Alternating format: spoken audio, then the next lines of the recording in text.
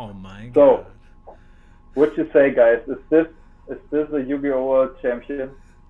This is, by the way, Taro, the Shiba-Warrior, named after the Yu-Gi-Oh! card Shiba-Warrior Taro. So you see, he has paws. Like, I'm pretty sure with this paws he can type. So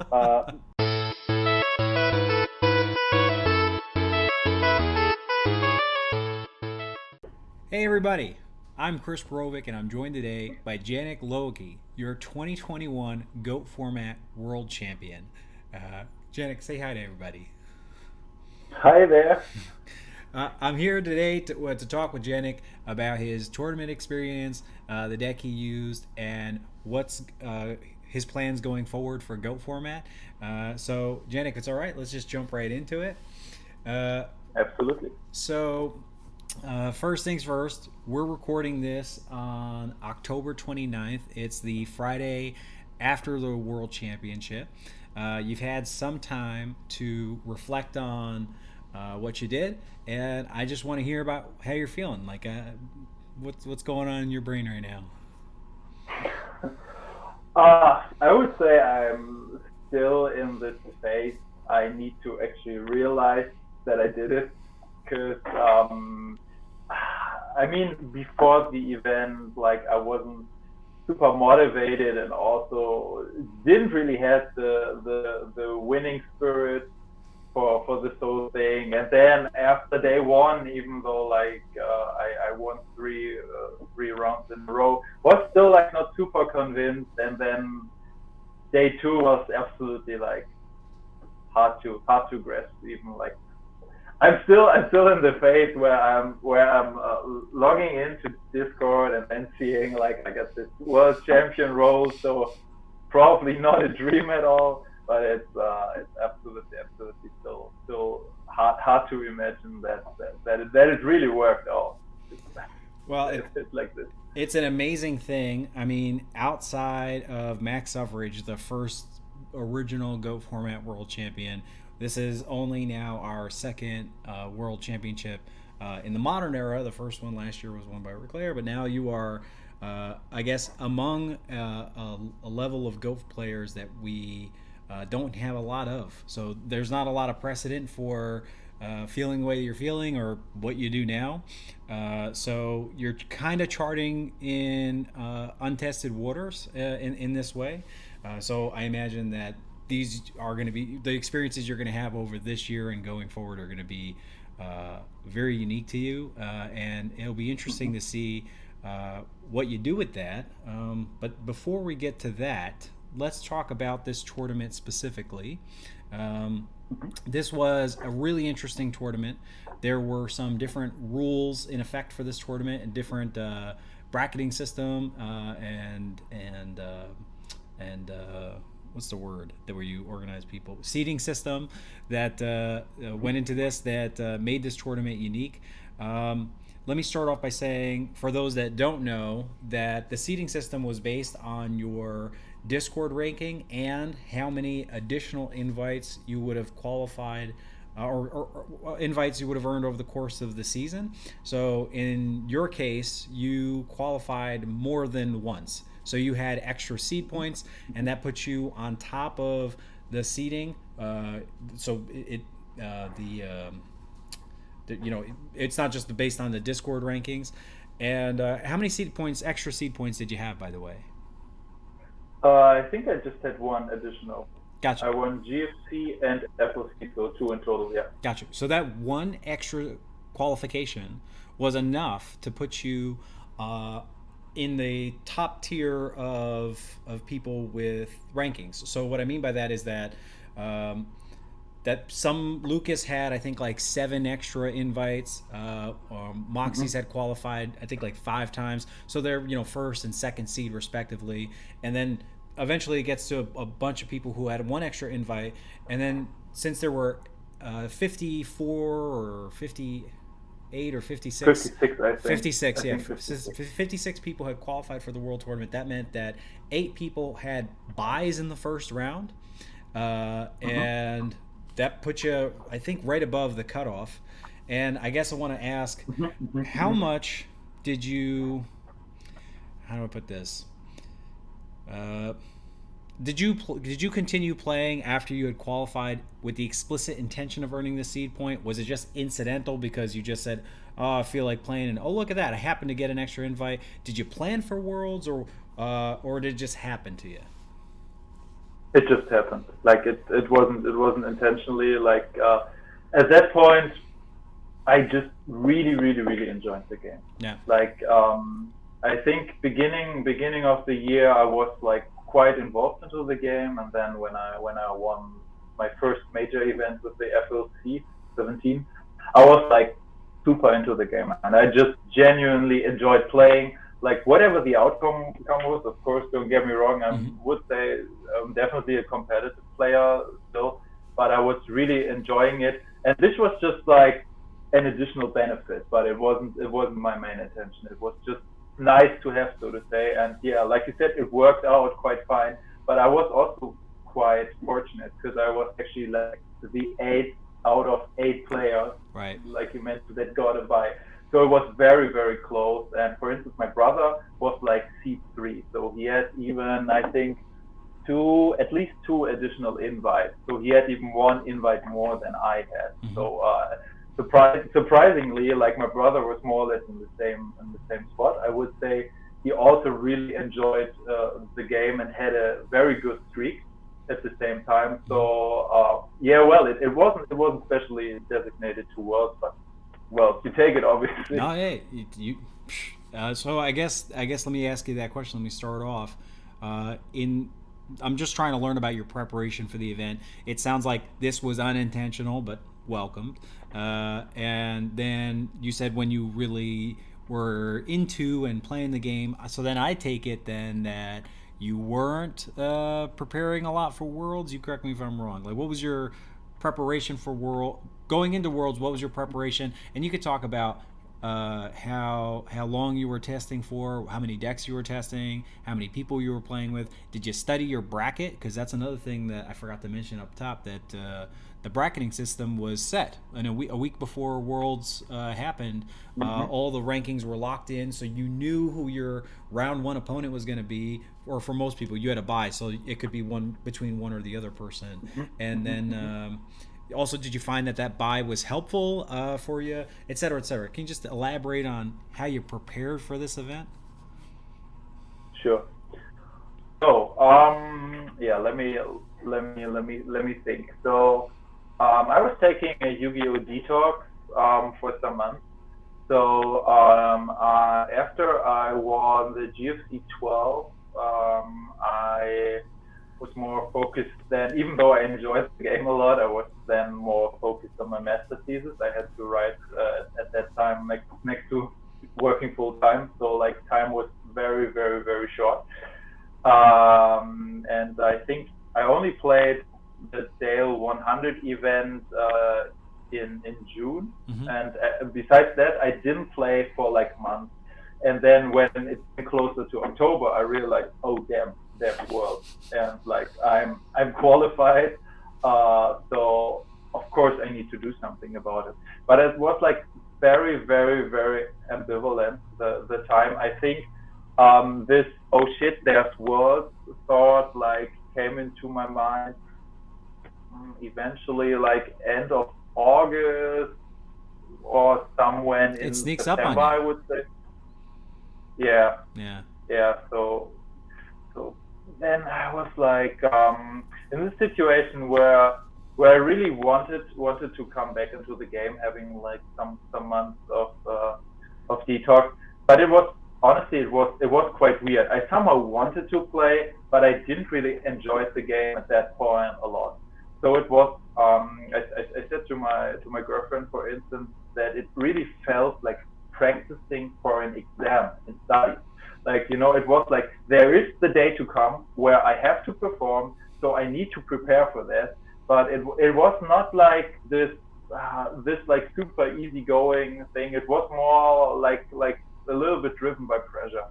So I then started, someone let's say in September I started to test a bunch of decks. Like honestly, like the list was super long. I just went to my Dueling Book account and I have like a trillion decks. Like everything you can think of, like FTKs, OTKs, control decks, aggro decks, burn decks, whatever. Like I just went through the list and then like grabbed the deck here and there, played eventually like 1-2 games on ladder, and if it didn't work out exactly as I wanted, I got frustrated quite fast and then threw the deck aside and like lost interest in those particular decks.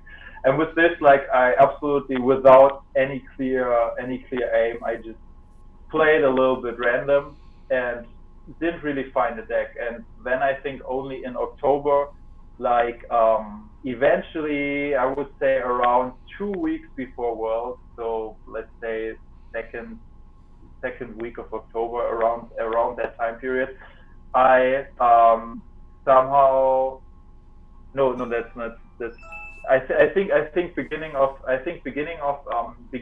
October I tried another deck, another burn deck. I tried Stall Burn one more time with the conversion side to Warrior, because this was somehow like when I was walking through my list, this was something that somehow was standing out, and I was like, okay, I might try it.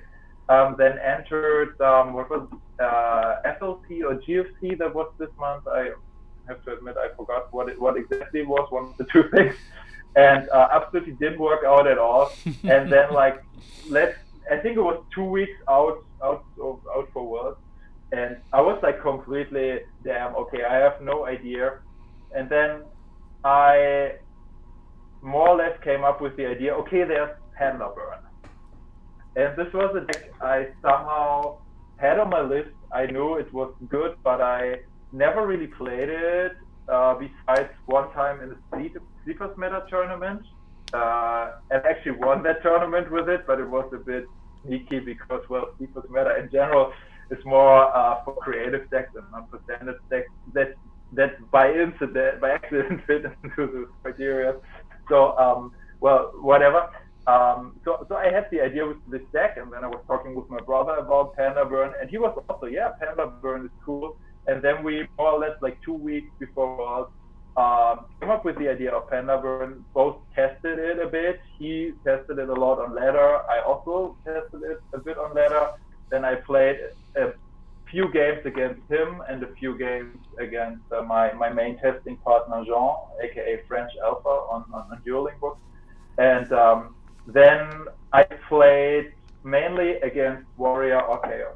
And I was like, so to also answer your question, I wasn't really looking at my particular bracket, because I was like, if I could find a deck that can beat Warrior and Chaos at the same time, then that's fine. For everything else, I put some cards in my side deck, and that's good. Mm-hmm. But I specifically like was looking on the two main decks to beat, and for me, for my prediction, those were like those two decks. And like my testing partner Jean then played those both decks, like Chaos and Warriors. And well, testing games weren't too good for me. I think my win rate was not as expected. Still, I like the flow the deck was playing. And then I said, whatever, I don't want to like throw away everything one more time, because it was like when I was playing, it was like, let's say 1 week before Worlds, and I didn't want to change anything. So then I just make some adjustments on the deck and said, okay, that's it. Like whoever will be in the tournament, I'm gonna try it and see what happens. Sure. Like very with open results, looking at it. Well, it worked out. So I mean, you went into the tournament. You didn't think, I guess, then that you were gonna do as well as you did, but it did work out. I'll tell you, 2 days before the event, I think we talked about this, and you told me too about how it was like studying for an exam. You said the same thing to me, but I'm saying that 2 days before the event, I didn't know what you were considering, but I was using the exact same thing. I didn't main deck both Kinetic Soldiers, and I had, I think, like a third Trunade, but I was using the exact same thing, and I was on this exact same page, I think, that you were, where it was, I don't want to mess with this anymore. But I just couldn't bring myself to do it. And that's one of the things I love about you, that you always go that extra step. And I want to say that in my experience playing this game, that is a trademark of a great player, somebody that has the courage of their convictions and isn't afraid to do something a little different than what everyone else is expecting. I did the exact opposite. I went in with exactly what everyone was expecting. I just was like, oh, I'm gonna play the best deck and I'll be fine, and I don't need to really test or anything. It'll be fine. It did not work out. But you went in with Panda Burn, and it's pretty remarkable, because I think this is the first major tournament like this that Panda Burn has seen success, and frankly, it seemed ripe for it. Like on the outset, one of the reasons I dismissed it myself is I truly thought that it was so obviously a good pick for the event that other people were bringing in. Warriors were going to be side decking Zing Zang Zoo something, Dust Tornadoes. You're going to have Chaos Turbo people bring in. Lagging for you, not lagging for me. You're still fine. I see you fine. Anyway. Okay. Yeah. So it stopped when you said the reason I dismissed it was, and then I couldn't hear anything. Gotcha. So I was saying that I thought that Panda Burn was such an obviously good pick that people were going to come prepared for it. In my testing, like when I was doing this, I saw Warrior players citing Zing Zang Zoo, Zing Zang Who, whatever. And in the early game against Warriors, if they resolve that against you because you don't plan around that and you happen to set 2 and they happen to get that Ojama trio, that could be a thing that just locks you out of the game, or it makes it so you can't put enough burn damage, which you're already kind of fragile with, and on the clock against them. So and then I also saw people not only bringing that in, but also Cliff.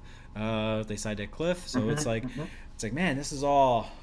It gets really tough. You can't rely on level limit or gravity bind because they've got Cliff. You got to be careful what you're setting and how often you're setting, etc., etc. Anyway, so I thought that people were going to side for it more, and I don't think they did. I think that a lot of people did not respect Panda Burn as a deck going into this event. They respected Warriors and Chaos Turbo and not much else. And the people who found success besides the Panda Burn players in this event were the people who were prepared for that. Like, for example, James, he got third with main deck Decrees. So yeah, so it's like I've been saying all year that Decree's a very powerful card right now, and absolutely, yeah, and he just said, okay, I'm gonna show up with this card, and he did well with it, and other people like myself just showed up with stupid known lists that of course everybody was gunning for. So anyway, that's just to say I'm impressed, but I'm not surprised that you did well. I think you had the right deck. I think you were the right person for it. I also, just as a function of you being you, and I've shared this with you before, that I have for a long time now looked at you as an exceptional player, and I don't interview anybody, and here we are on interview number 3.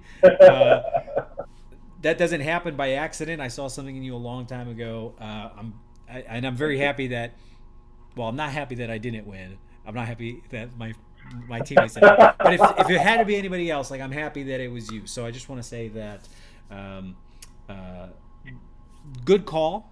Obviously, congratulations. I should have said that up top. Congratulations on winning, and with Panda Burn, it's very true to who you are in terms of the type of deck it is. The burn elements of it, obviously, it's not as lockdowny, but that it's different than Chaos Turbo and Warriors.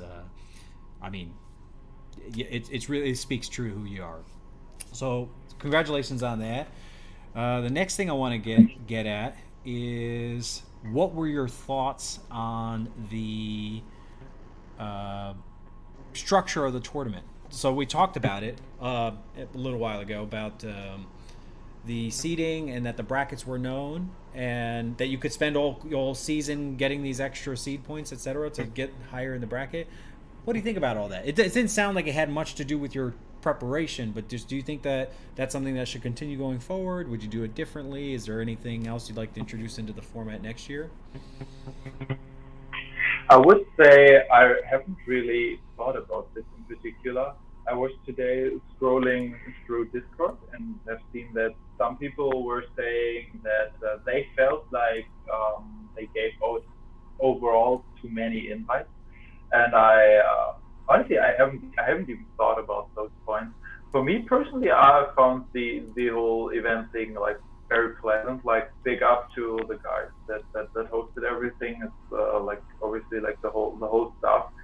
And I personally felt comfortable. I like the size of the tournament. 56 players was, I would say, perfectly fine. Like for Worlds, I don't know at the TCG how many players there are there. Usually, I would say 30, 40 probably. Just rough guess. I don't know. Probably a bit less. But for me, it wasn't unpleasant the amount. Then the bracket was known. I would say is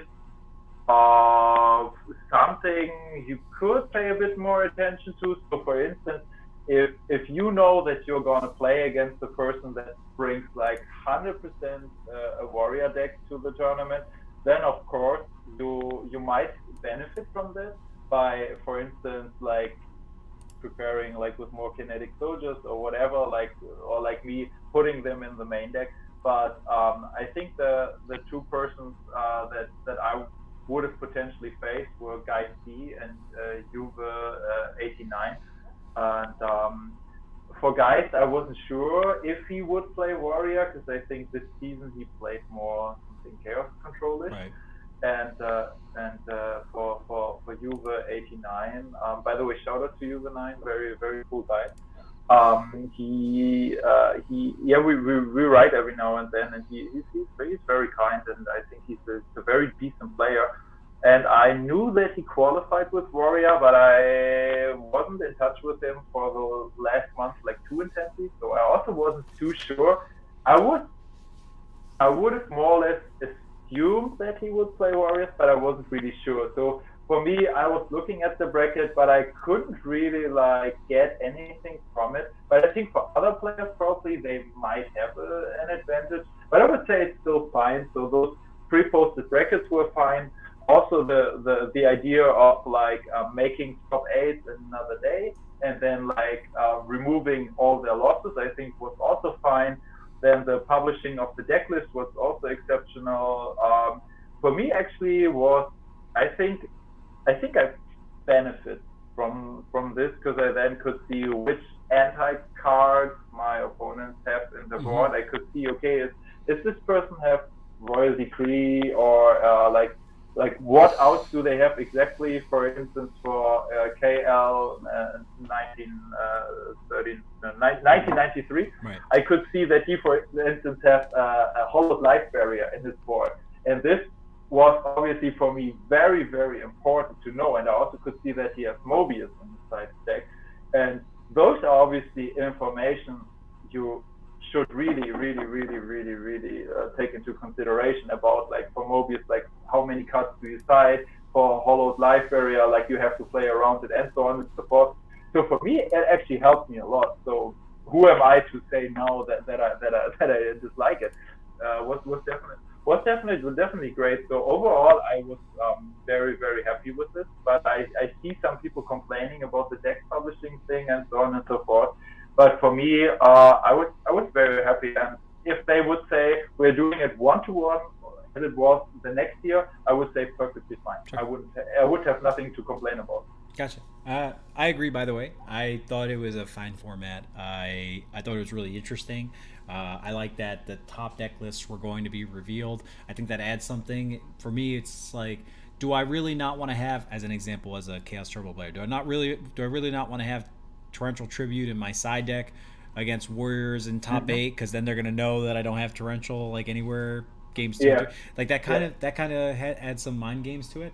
But I guess circling back now then to the decks or the deck that you used, let's talk about that for a little bit. We mentioned it was Panda Burn. I want to say altogether, It's sort of straightforward. The main deck kinetics are very surprising. And actually, so I have your deck list up on the screen right now, but I'm actually gonna go over to the stats for the tournament really quick.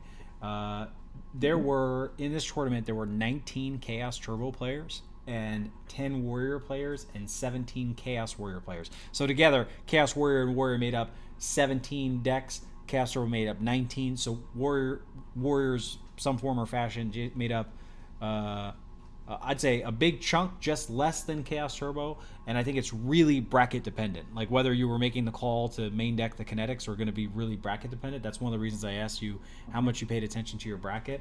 But altogether, they made up the vast majority of the field. The next deck in line is Panda Burn. 5 people played that. 3 people played Thunder Dragon Chaos Control, and everything else was a one-off. So this was not a super varied tournament. Most people were on either Chaos Turbo or Warrior. And now I'm going to go back to your deck, and I'm going to say, was this bracket dependent, or did you lead off? Did you main these kinetics because of bracket reasons? Or some other reason? Maybe you just thought it was like 18 has a butt that sits there and it's pretty nice. It's better than Big Shield, I guess, because you have the option to do something against Warriors. And then that's one part about the main deck. The other thing is, I want to say, in true Delinkquent style, like I can tell you, I said that I was playing something very similar to this. If I had played this exact same thing, would I have gone as far as you? I don't know. I don't know how much this came in, but this is why I think that you have something special as a player, because I looked at your side deck and I saw a barrel behind the door, and that card I blank on. I don't even like. It's not even in my universe. So if I was siding against a burn deck of any kind, maybe my brain would go Dust Tornadoes, right? Like maybe I don't know what my brain thinks exactly, but it just does not go to barrel behind the door. Maybe I think Wombats, right? Because I would think you could side into Rescue Cat and do Wombats or something. But I also saw KL had the Mass Driver for the mirror match that I thought was, especially because he runs Last Wills and stuff. I don't know if actually it was WZ. Sorry, not KL. And but I see these innovative side deck techs that even me, I know I wouldn't do. It just says, wow, okay, you know what? You deserve to take it. And I just want to say, let's talk about this deck in particular, what your process was for it, if there what were other versions of this or other changes you were considering leading up to the event. And now, after the event's over, I mean, I know that you won, but going forward, or just maybe based on your tournament experiences, irrespective of the fact that you won, are there any changes that you would make to this going forward? Let's just talk about the deck. You say whatever you want to say about it. Yeah, so I would say it definitely changed a lot, and I think which is weird to say, because this deck, we all know this deck won World, and I still tell you this deck has still so much room for improvement. Like ceiling is so much higher than this particular deck was. So for the main deck, 2 kinetics is debatable. Let's say it this way. Mm-hmm. I really like completely ballsy meta calls. Last year, there was Sparky, aka the dude with the best profile picture ever. Do you know this? The cowboy hat, and he's got his leg up. Oh my god! Honestly, Sparky, infinite props to you for this picture. Infinite props. This is so awesome, this picture. I mean, you heard it a trillion times before, but I have to highlight this. And so, Mr. Cowboy had awesome picture himself. He had triple Mystic Swordsman level 2 in his main deck last year as well. And I found this so ballsy, just saying, okay, well, if I play against Warrior, I'm going to suck it. It's horrible against Warrior, but against Chaos it's very good. And I felt like doing something similar, not committing as a 3-off, but saying, okay, I want 2 kinetics in main. It can attack under Gravity Bind and level limit. It's searchable by red. I play 2 Trunates and the Storm in main. It can, even against Chaos, stall out eventually for a bit. It can out a BLS, which is a thing not many people are even considering. Right. You can out a BLS. That's a big thing. Especially with this monster line. It is. Yep. Absolutely. So it happens very rarely, but it happens. This was something like I really was looking forward, and surprisingly, I think in the top 8 match against KL, I also used the kinetic just to solve, because 1-8 was solid enough. Like, I didn't play a second monster or a third monster. He didn't have a trio, so his Panda couldn't attack over it. So alone, his stats are solid. And even in a mirror match, it's quite funny that kinetic has 1,350. So if your opponent has a Panda, you could potentially attack over it, even which is super weird, because you don't even think about this at first, but then in the match it appears. However, I would exactly it happens. However, I would say probably 1 in the main deck would probably be enough. Still, I would stuck with 1, but probably 2 is a little bit too much. I haven't thought what to add else. I think the standard thing was Death Koala. I think this is a standard include in a lot of Panda Burn lists, but against Warrior itself, like absolutely not really doing anything. Against Chaos, somehow you might go for a bunch of damage, but it wasn't really convincing me to the fullest. So I more or less like looked at standard Panda lists, and there were also like some lists that I looked on for sure. Like there was in Italy as the last good community Italia. Also shout out to the guy from guys from good community Italia.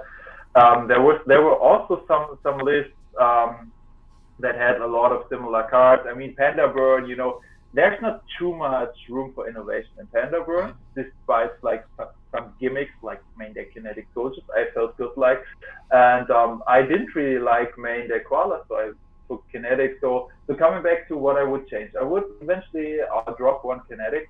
Not sure what I would add. Trap cards, I already played 17, so probably not a trap card. Eventually 1 more monster, or eventually even a mystical space type fool. Not sure, honestly. Like it's, I mean, with 2 True Nates and Storm might be a bit of an overkill. So let's say drop 1 kinetic, add 1 random card. Where I'm way more certain about changes is the flag deck. So Lava Golem, I love the card, but whack. Yep. Absolutely whack. Like didn't do what it was supposed to do. Then Mystic Swordsman level 2, also quite mediocre. Eventually keeping 1, eventually dropping both.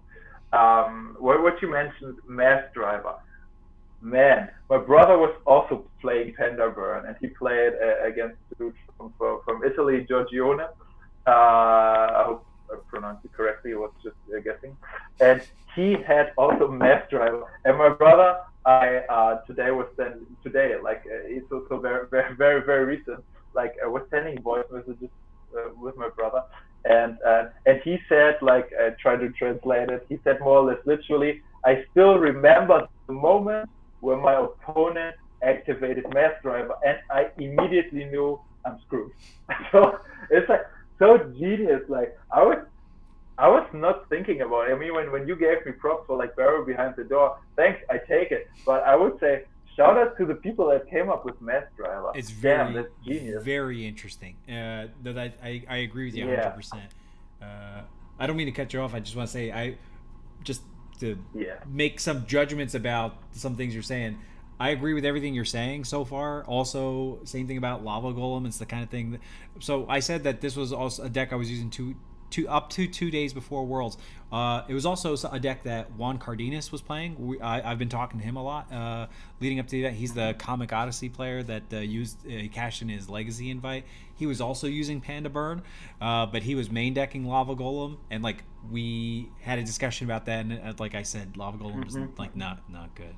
But anyway, I'm just saying I'm with you so far.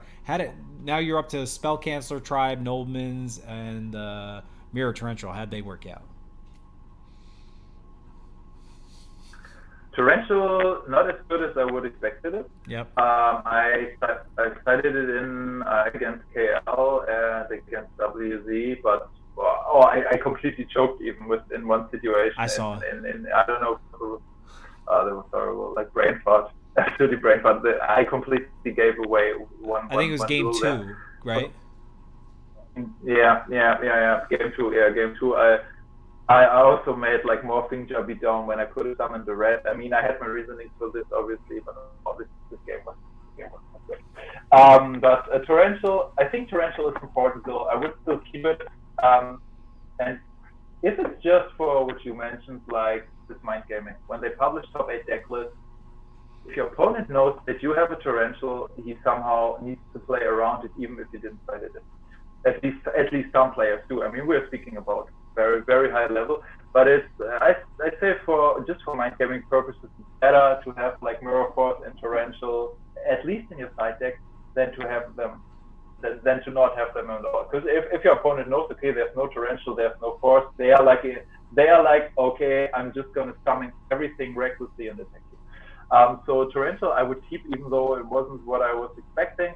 What else? Nobleman I didn't side too often. I probably still would keep them. Spell Canceller I sided in quite experimentally. I have never played against Cat Burn, and I was like, well, they're using a bunch of spell cards. Still, I drew them in awkward situations. Not too sure about this. I mean, the main purpose was against combo decks, like Reasoning Gate and stuff. So I definitely didn't included it for that purpose. But I really like Spell Canceller as a card. Like I can highly recommend this card in general, even though it has obviously the disadvantage that you can't summon it like turn 1. You always need to set up, which sucks. Right. But like I still really like it. I like it more than Jaugen, which can also backfire to Panda Burn. And what else is there? Jaugen, Cyberstein. Cyberstein might have been reasonable, but I didn't really like it too much in this deck. So Spell Canceller, I probably because that's one of the things I wanted to ask about, because that in one of the few differences between our lists is I used Stein, but I also felt Stein was appropriate because there are times when somebody is running something and I want to out it with or prevent it with Last Warrior or maybe Balter. Depends on what we're talking about. But the idea that I'm pairing it with Secret Barrels, Ojomatrios, Giant Trunades, etc.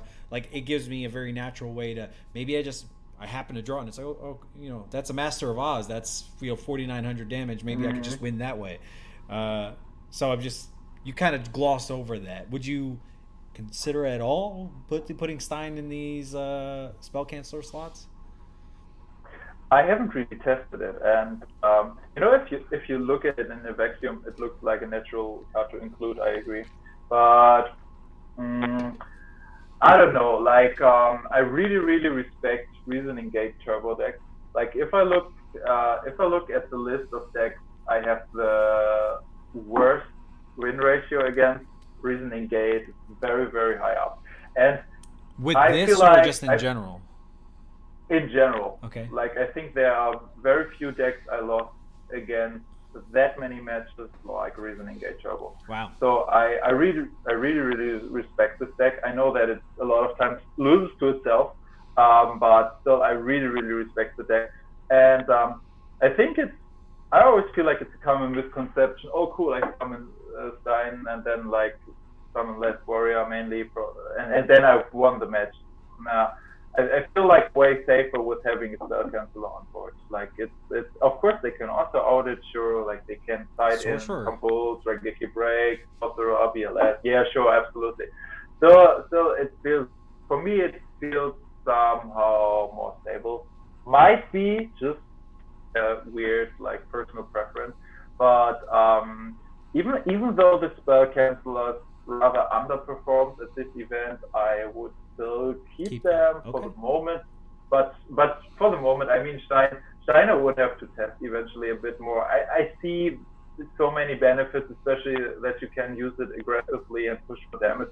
So it should be a natural include, but for some reason I'm not too sure about it. I would have to test it though. Okay, so. Did you, just curious, I didn't see it, but were you ever able to resolve a barrel behind the door? Yeah, once against KL when I had game anyway. Yeah. But speaking about mind games, I won because I had Barrow behind the door in side deck. I think against WZ. I think it was not grand finals, but winners final. There was one. I don't know if you saw it, but there was one like super crazy showdown where I had like four burn cards, like two Yes. secret barrels and two just others. And he was so afraid of me having barrel behind the door. Just the presence of this card in theory made me win the duel. Mm-hmm. It's like same thing what we talked about torrential. So this card directly didn't win me anything. Indirectly won me winners finals of world. So that's all I can ask for. No, well, if any cards win your winners finals of worlds, you run that card. So absolutely, and if it's just like a ghost presence, that's better than nothing. So so I agree with you. I think that's interesting. It's a little disappointing. I really I kind of hoped that was going to be the thing that won worlds, because that would have been remarkable. But okay, so let me ask you a different question now. And it's kind of along the lines of who you are and this deck. I'm actually going to ask you a two-part question, and I'm not exactly sure where I'm going with it yet.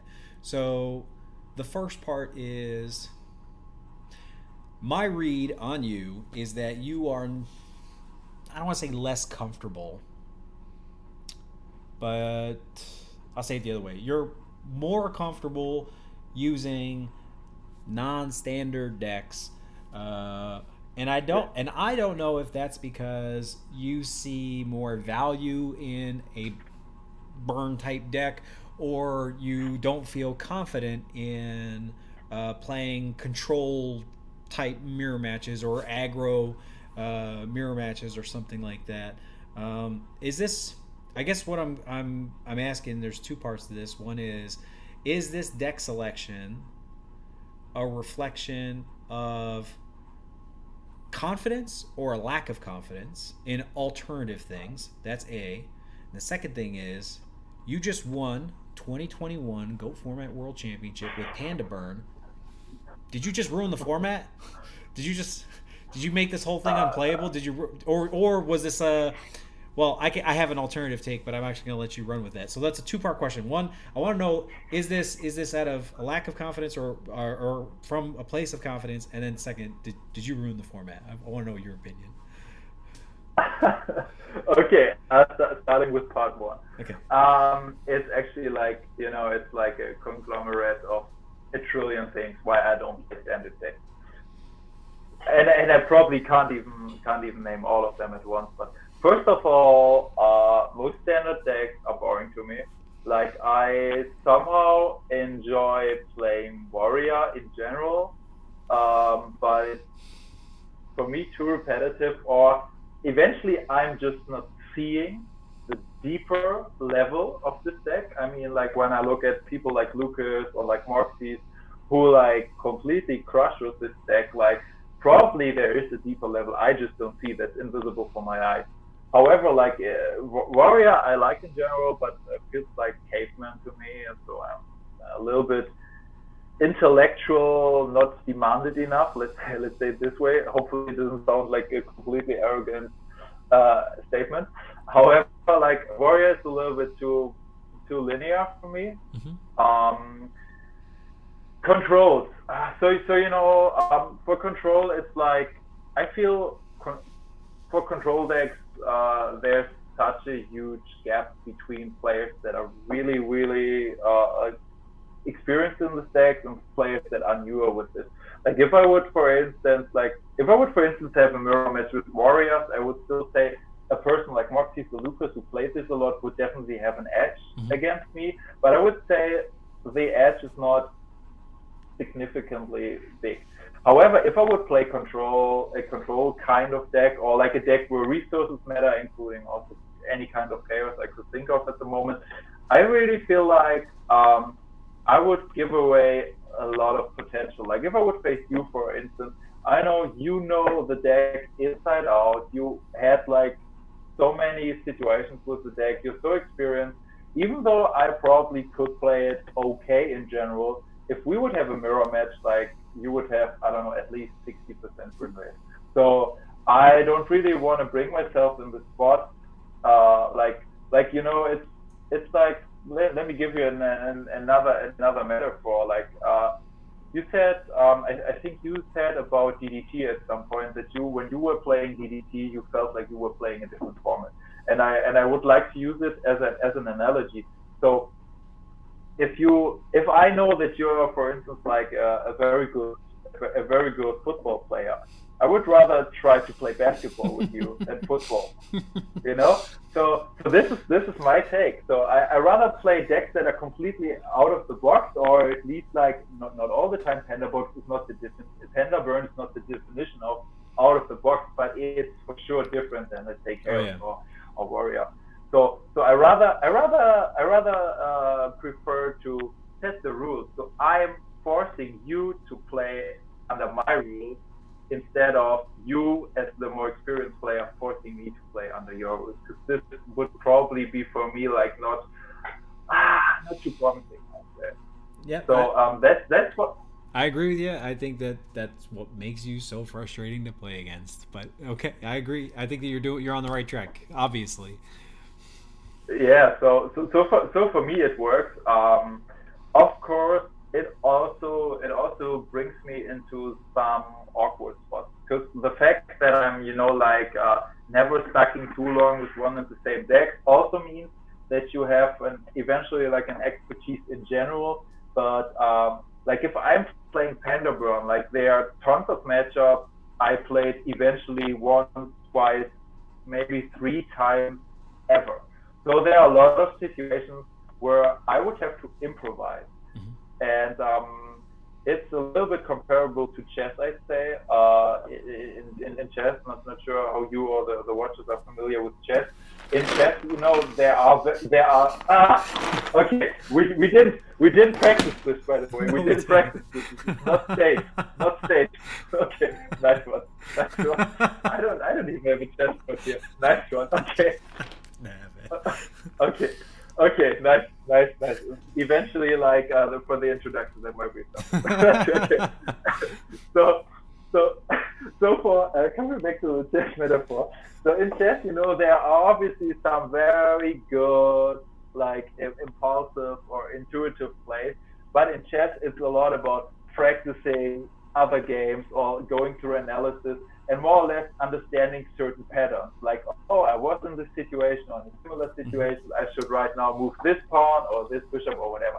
And I don't really have this data bank right now, but I would say if it comes to Burn, like everything related to Burn is for me like is a surrounding where I have in general a big experience, and I just then try to use my general experience and like suited to the particular deck I'm playing. Even though I had to really feel like that Panda Burn is quite complex to play. Like when I was entering, I was like, okay, it's Panda Burn. What shall go wrong? Only then to find out that it's, I'd say, one of the hardest decks to play in the format. So that's one of the points I wanted to make. That it depended on what your answer was going to be here, but like I watched your matches, and for me, and watching the way you played and the specific calculations that you made, some of which were miscalculated, but the specific calculations that you often made,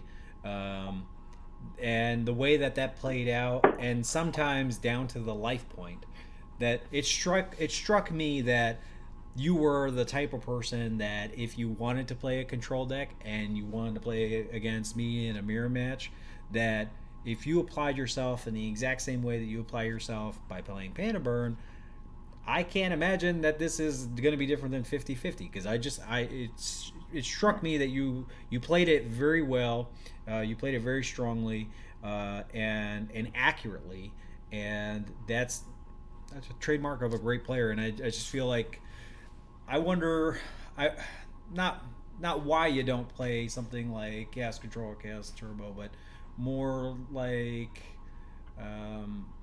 I guess I wonder what that would be like, because all of our matches that we've played have been using, I think, like Empty Jar. I think last year's Worlds. Yeah. Yep. Yeah. And then matches I watch you play, it's like, okay, today I'm loading zombies, today I'm loading burn or whatever, and I would wonder what it would be like if you were to play a more conventional deck and what your win rate would be. I wonder if it's like a lack of interest that maybe you don't find as much success with those, or what. But I feel, my gut feel, my read on the situation is, if you did pick that up, you would be just as successful as other top notch players. I can't imagine, for example, you would on a ladder have worse than a 72% win rate with a Chaos Turbo deck. I imagine you could have like a 76, even something like that. And it's I think that's just a trademark. I mean, not a trademark.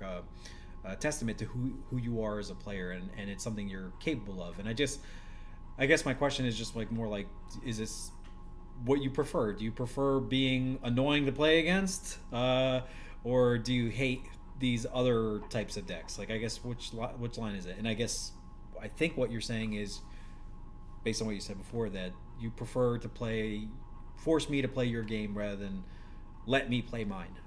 So I think there's a strategic element to that, and like I said, it's clearly worked out for you. And but one day I would like to play against you in fair Yu-Gi-Oh and see how that goes. Anyway. Well, might happen. I somehow have on my list definitely someone to play control deck, and I think I have a few deck lists with control decks with Royal Decree, but not really time to get into it. But I would like to, like James had, I found quite interesting, and I had similar deck lists on my account. But like I said, it wasn't like my preference to play something like this. But I would like to explore in this direction for sure, because it might be interesting for some time. I think in the long run I would stick to my strategy of rather testing something new, but for sure, why not? What I in general like, eventually, to add this to what I said before, or to what you sum up, is I really like to play unpredictable. I think this is also interesting. Like Jean, the testing partner of me, he also, so he plays way more standard decks, a lot of chaos decks, for instance. And I was asking him how he would set up a jar, for instance, like hearing his thoughts, like do you bluff it, like when do you set it, do you set it first, do you bait nobleman, like there are tons of things to consider, and I for sure know the basic logic and the basic things, but he gave me a long answer, and I think the final thing was it's good if it's unpredictable. And I really like this, because I absolutely feel like being unpredictable is a very good thing. So sometimes I have my morphing jar, and I obviously want to resolve it, especially in Panda Burn, and I then set it right away. And sometimes I wait until the second, third, whatever monster to set it. And I feel like it's good to vary certain things, and in general be unpredictable. And so me being unpredictable by playing unconventionally, I made a lot of moves where I was like, okay, this is high risk, high reward. I play like almost every tournament a different deck, so you can't really bank on what you're gonna face. And I think like this ability to play and select decks that are quite unpredictable gives me a huge edge, because if you have a person that always plays the same deck, it's like, I don't know, there's this like FBI mentality, never drive the same way to work every day, like every once in a while drive on a different road, use public transport instead of your car. And I somehow really like this strategic element of not making it too easy for your opponent. Yep. No, I agree, and I'd say, as somebody who's known to have success with control decks, that's one of the major things that you do with control decks, that you try to be as unpredictable as possible, give your opponent as little information as possible, get as much information out of them, and if they're just playing the way that you should play, then it's very easy to play against those kinds of matches. So I agree with you 110%. Obviously, you found success doing this way in terms of deck selection. And that leads me back to my second question from before. Did you ruin the format? Because everybody hates this. Nobody likes it. Nobody wants this. You did something. Everyone just wants to play Chaos Turbo and Warrior until the end of time, and here you are making the game awful. So do you have any shame? Like what is? Why do you? I mean, or do you? I guess my question is: do you think that you ruined the format, or do you think that you helped everybody refocus on the fact that there are other things other than these two decks, and you should be prepared for more than just two decks? And it's a bad format if everyone stopped siding Royal Decree or whatever that you would side against. I don't know that Decree is the best card against this, but whatever. I'm saying if you only ever think about these two decks, it's bad, and that it's in need of a shakeup when you win with something like this. Like what side of the fence you fall on? Do you feel it? Which way do you feel? So first of all, I would say ruin the format is like probably going a bit too far, but certain things I would still say. So first of all, I would not only include myself, I would also include my brother Leia too. I would say like that specifically we two based on tournament results. Aside from that, probably also other people to mention.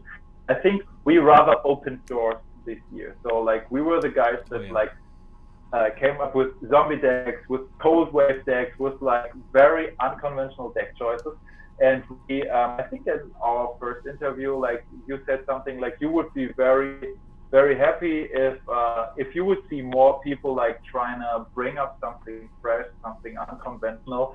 And I really hope that this is rather the impact, like bringing non-standard decks, and it doesn't always have to be like something completely new, like Panda Burn, for instance, is for sure not the newest invention, let's be honest. However, like I would say, me and my brother, we try to somehow be like role models in terms of, hey, you don't have to play either Warrior or Chaos. However, I would say, looking back to Panda Burn specifically, I would say Panda Burn is a very strong deck, and I would consider it to be a tier 1 deck. But I would say a deck like Panda Burn could not destroy a format, because like you can still counter it. Just to give you, or to give the audience some examples you probably already know, or you probably also already know a lot of things. You can fight Wanghu, very, very, very painful. King Tiger Wanghu, very, very painful against this deck. You can fight in Mass Driver, as we learned, as I also learned, and my brother also learned just during the event. You can fight in Royal Decree. You have shenanigans, like eventually, like Hollowed Life Barrier. I wouldn't recommend, but eventually, like Picaro's Circle of Enchantment, Barrow Behind the Door, whatever. Like there are tons of cards. The classical Dust Tornado. Like depending on your deck, like if your main deck allows, I would say fight in Decree, Wanghu, eventually Mass Driver, even though it might already be an overcommitment, and then you would definitely have some outs, I would say. So we both like rather like a little bit open doors for new innovation, but we also, and I think I said something quite similar in the interview we made after I won with this zombie stall burn. I said like, kids, play your Royal Decrees in sideboard, because this was always like, man, I can't repeat this enough. I mean, I'm very, very well aware that not any deck can fight Royal Decree. There are obviously like a lot of decks that with their own trap lineup can't do this. But if you can, by any chance, find a way to include Royal Decree in your side deck, do it. It's not an auto win against Panda Burn, to be fair. Like you still have MST, you have Kunate, you have Storm, you have Breaker, eventually Mobius. However, it obviously is a very, very decent card against the deck. So it's eventually like another wake-up call. Guys, play your Royal Decree. It's very, very good. Like one of the few persons you also mentioned was James. Like very good, like very, very great. Like finally someone, a very decent player that said, hey, Decree is so good, I eventually even included it to my main deck. And look, like third place at world, that's awesome. Like Yep. that's very, very good. And I think like those should rather be the lessons to be learned from Worlds. And I mean, I love burn decks, and I will in the future for sure play burn every once in a while.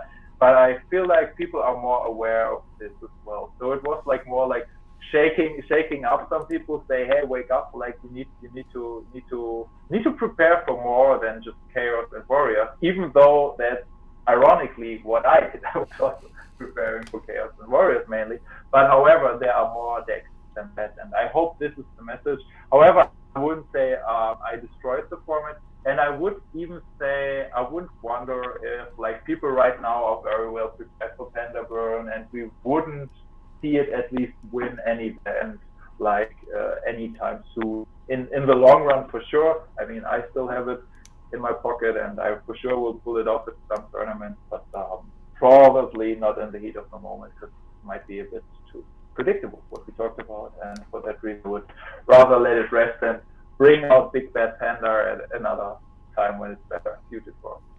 I'm looking at the main deck or the stats for the event. I'm looking at the cards that were in people's main decks. This doesn't list the cards that were in their side decks, which I'm now kind of feeling like I wish I recorded. But anyway, for the main decks, it also cuts off at a certain point because you don't want to look at a list of 700 cards or whatever. So you just focus on stuff that is relatively popular. But I can see on this list that not more than 5 people played Royal Decree in the main deck. That might mean only one person played Royal Decree in the main deck. Let me ask you that. What do you think about Royal Decree in the main deck going forward? Awesome. Do it. If you're a decent control player, play Royal Decree in your control deck. At least try it. And if you're not a decent control player, then still play Royal Decree in your main deck and try to get a decent control player and practice it. I would say like decks like James' deck, for instance, like were definitely like very, very, very decent. Like for sure not an auto win against certain decks, but I would encourage people to play Royal Decree in main deck at this very moment. Yep. Absolutely, because especially if I may add, like there was a trend I saw quite problematic, and I was also exploiting by this tournament. So I feel like there was a trend with people made their trap lineup grow and grow and grow and grow. Like chaos player playing more Jar of Greed, eventually Solemn Judgment. Like the trap lineup, including it increased and increased, and I was like, damn, a decree might really, really hurt. I mean, of course, if you play Solemn in your control deck, my Panda Burn is also quite happy to see this, but Royal Decree for sure is very happy to see this as well. Yes. A lot of mistakes were made. So anyway, so got it about Royal Decree. I feel like I don't know if it's just because it's you, but every time we wind up talking, it's like somewhere in that video, it's like, people got to learn the lesson to use Royal Decree more, and then I go ahead and I'm like, let me run 10 traps like an idiot, and of course I just never listen. But anyway, so going forward now, I intimated at this earlier that you are now in a very niche group. You are in a group of 3, technically 2 if you count just the modern era. But for all intents and purposes, you have reached the pinnacle of where you can succeed at GOAT format. There isn't going to be like an Uber Worlds, like, you know what I mean? There isn't going to be a GOAT format universe championship or whatever. Worlds is the biggest you can go. I think maybe the only thing you do better than that is win again. But I guess that's gonna. I guess that's my question is, like, what's your level of interest in GOAT format going forward? Like, what do you plan on doing from here? Do you think you're going to be active next season? Do you think you're going to try to hold on to your title next year, or do you feel like this is the end of the road for you? How you feeling? So, yes, it's actually a question I'm in this very moment still more or less like figuring out. But I got a few things like in the back of my head, and I can just like uh, express them. So first of all, yeah, I mean, more or less won majority of things you can win: FLC, GFC, and World. I mean, eventually getting your Clash title next year might be interesting to me. But Good luck. that's good luck. Yeah, I honestly like. I mean, my last year's Clash performance was too convincing, so I should come up with something better. But this might like just theoretically be something, but overall, like, I obviously don't really have this hunger for more anytime soon, because like, yeah, it's another title. It's another title. That's great, but I mean, even aside from that, I'm I'm more or less like in this very moment, like yeah, figuring out where I want to go, and I had the idea to come up with a YouTube channel. So I would eventually like to give some of my knowledge, like to eventually younger players, or eventually also more experienced players that still don't haven't seen like certain angles of like bird decks, for instance, and eventually also getting knowledge how to counter it. So I could at this very moment very well imagine to making like in the next time like a YouTube channel, and uploading at first like my replays from Worlds, then eventually later on like from FLC and GFC I won this year, commentating, like explaining if I then still be able to remember everything correctly, like why I played what at which time. So this is kind of a project like aside the tournament, that I would like to go into a little bit more, and also then on the channel eventually like also inviting other players. You, for instance, would always be invited, like also to have talks like this. So just to have like something coexisting next to tournaments to like gather new knowledge or just like learn more about the format in general. So I would say, even though I'm not like that hungry for another title, I still feel like I want to help the community grow. I obviously also want myself to learn a lot of things. I mean, like, I know a lot about, let's say, like those burn or whatever unconservative decks, but as we stated out, I don't know too much about control decks. So there's like a whole universe I haven't like put a single piece into. So there are for sure also some things I would like to learn. So that's something I'm currently working on. And when it comes to tournaments, I think I would more or less at this point enjoy the off season, because I have like some things in private going on, like the next weeks and months that take some time. So like realistically, I might do something for YouTube, but I'm actually like feeling quite comfortable to not playing too actively at this very moment. But next year would be great to like hit some more tournaments. Eventually, also see some offline tournaments happening. I think it's really cool. I saw um, that Goat format is hosting like in the US and in Italy some offline tournaments. I mean, US is probably too far away from me, but Italy eventually might be an option. I can absolutely not say this with certainty, but at least sounds interesting.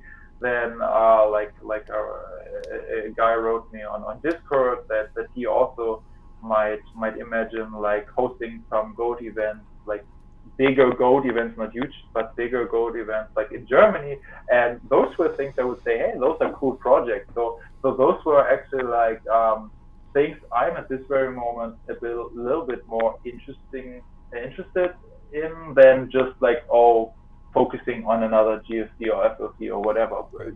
So those are more or less like my plans for the thing, and I really hope that also eventually that the community itself like continues growing, because I really like the vision. For instance, like Scully always says like, okay, this year we had this prize pool, but Right. guys, let's make next year like let's higher the ceiling. And I think this is so cool. I think this is like very good mentality and mindset, and I obviously would like to contribute to this however I could do. Like I really would like to have a healthy growth in the community.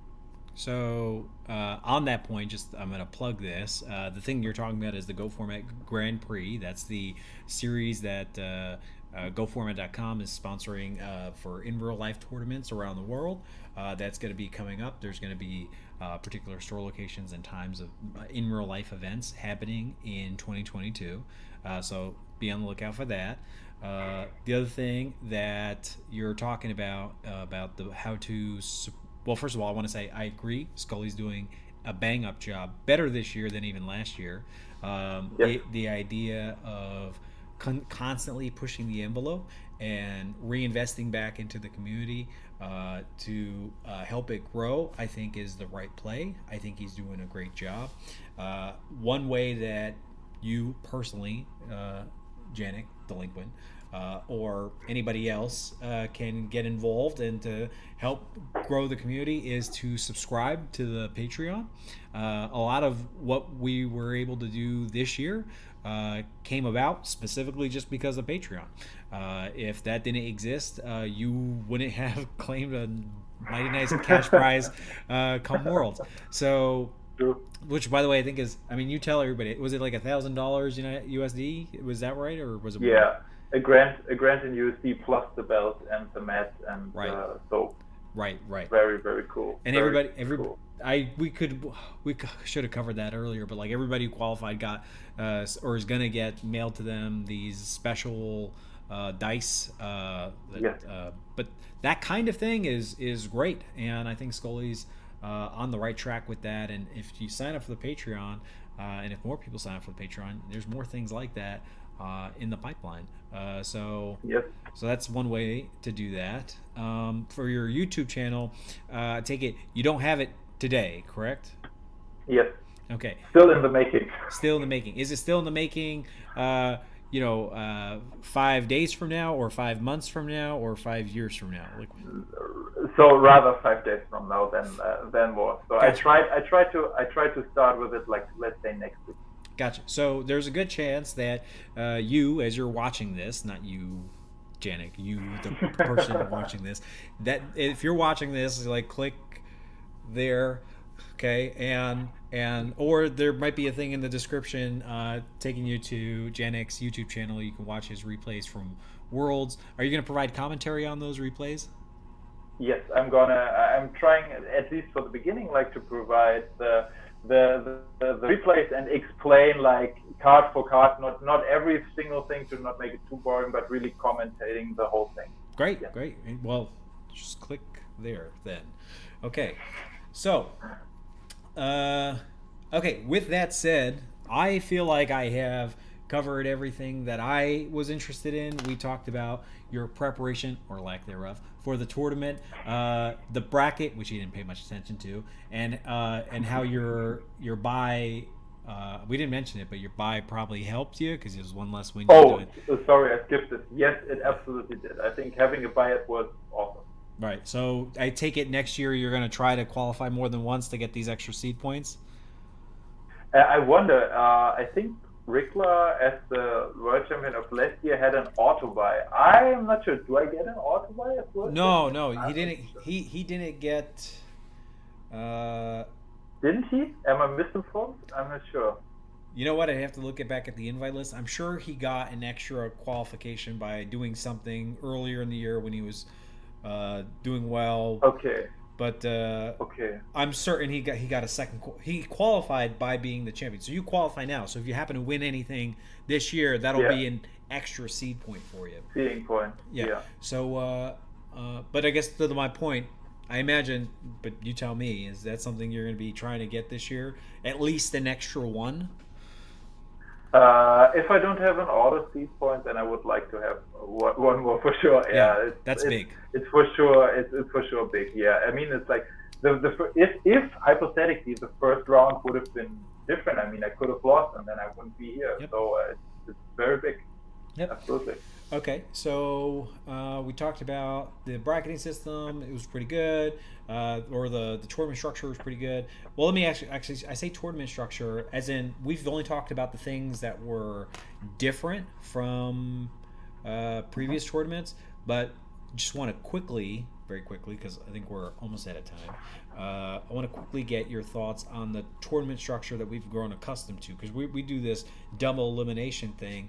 And going into this event, me personally, I was particularly frustrated at the prospect that someone like you selfish good player, you with an extra C point. I hated that you could go 3-0, and then Anthony and Dale, for example, they were paired up against each other. So if one of them wanted the top, whoever was going to lose amongst them, guaranteed they had to go 7-1, and it felt very like a large disparity. That's just to make top 8, and that felt like a large disparity, and didn't seem fair to me. It seemed like if we were playing a Swiss tournament, which has its own challenges with regard to time and playing online, and but maybe there are other structures to consider. I guess I wanted to just get your feedback on the double elimination format as a whole. Do you think that that's the right thing, or do you have a different or perhaps another idea to consider for online tournaments, or do you think that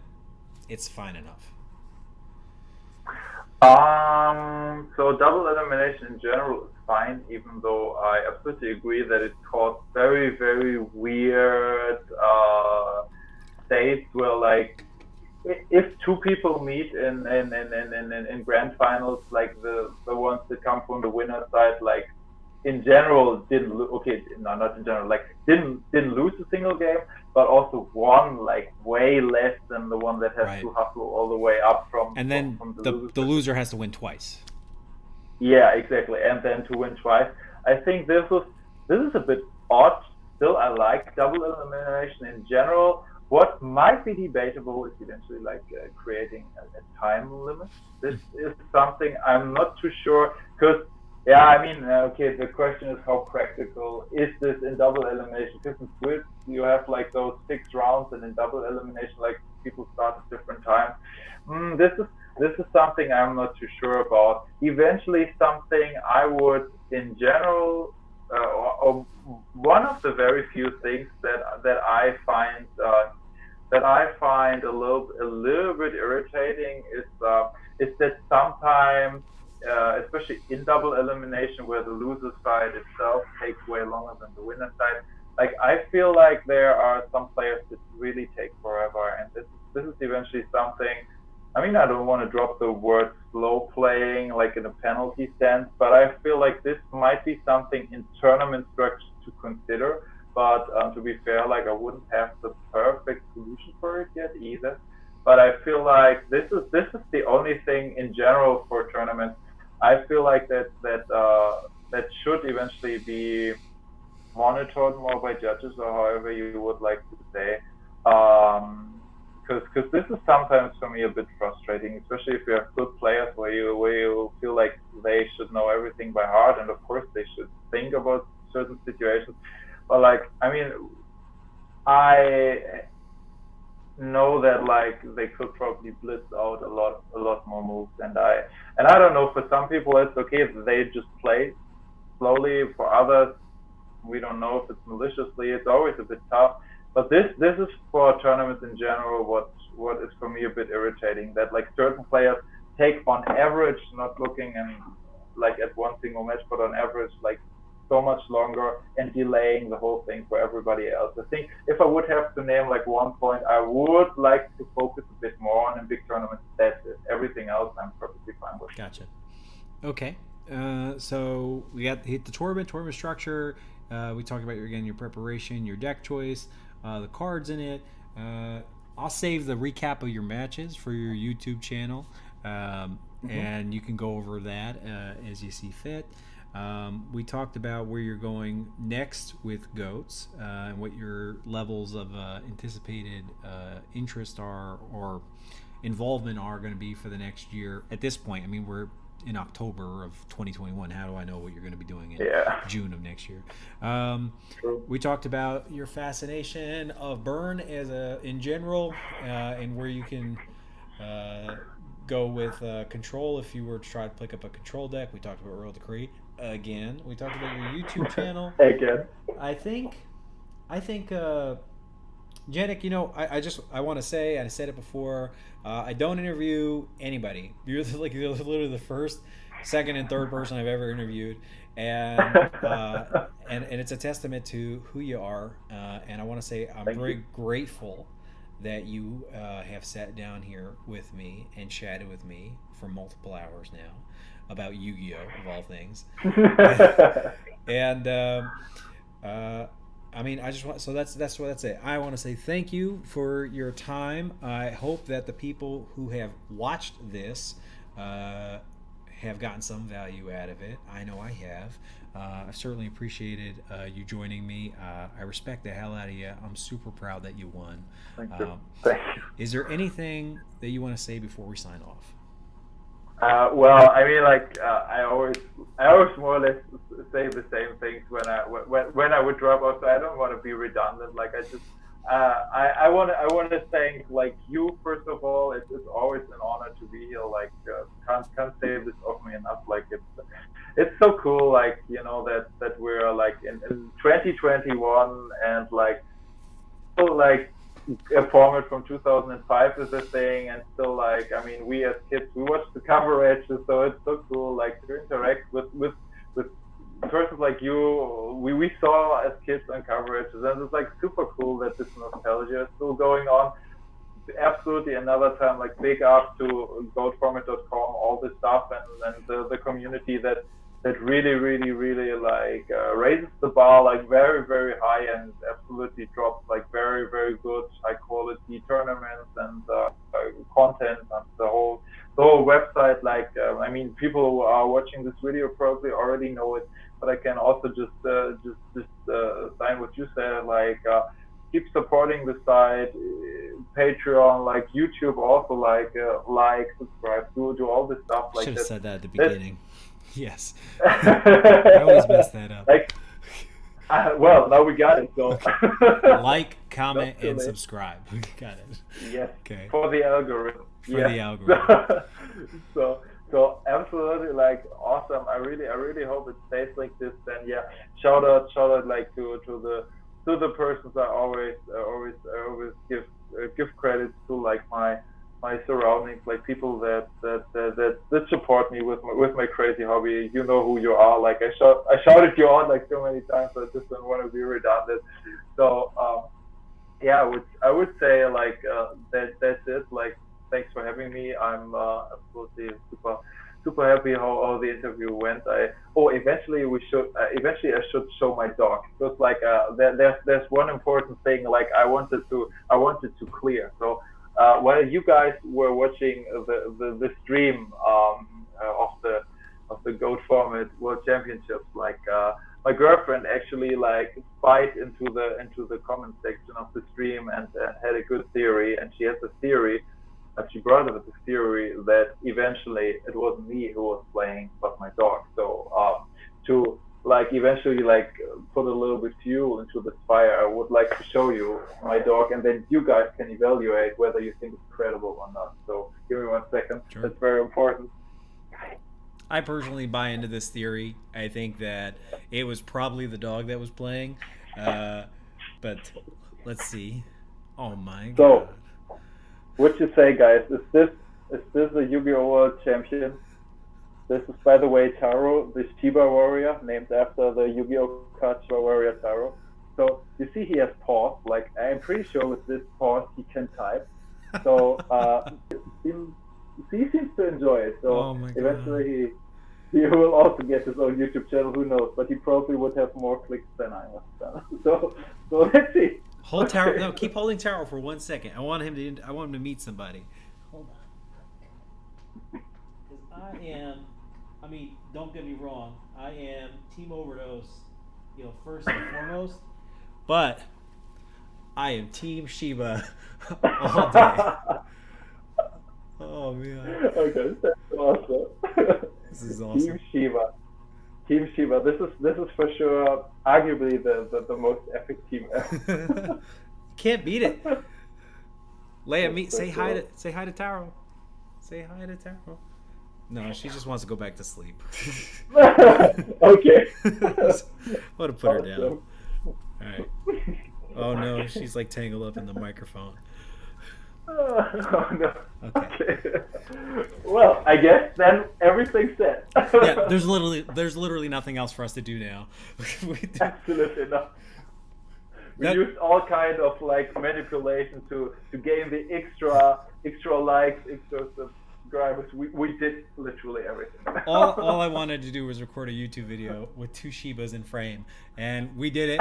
So I can scrap the rest of this. This is gonna go in the front, and it's just gonna be a 3-minute video, and that's all we're gonna post. But so I thank you for humoring me with this long, elaborate ruse of stuff I don't even care about just to get the Shibas in frame.